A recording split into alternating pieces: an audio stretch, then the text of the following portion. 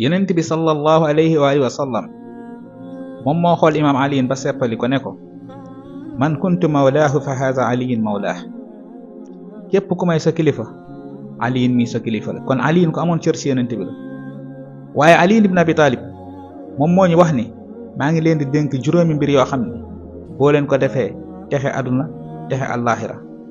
noflaayu aduna noflaayu àllaaxira mbokk bàyyit xel juróomi mbir yi aliyin nee na laa yarjuwanna ahadun minkum illa rabbahu wala yaxaafanna illa zanba bu kenn seen yaakaar kudul boromam booy yaakaaral yàlla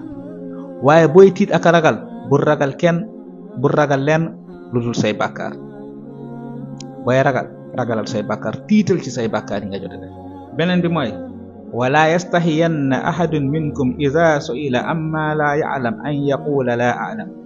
bu kenn seen am kersa buñ ko laajee lu mu xamut mu ne xaw ma mbokk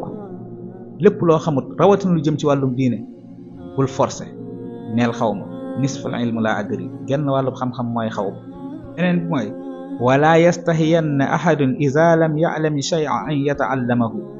bu kenn seen am kersa bu xamut dara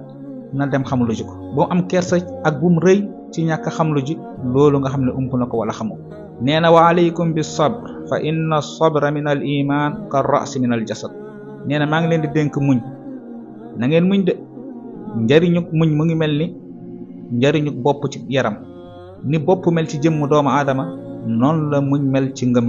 yàlla gu àndut ak muñ amul njëriñ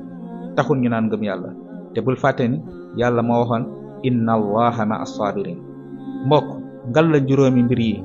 bàyyi ci xel sag defaru mu ngi ci sag texe mu ngi ci wassalaamu aleykum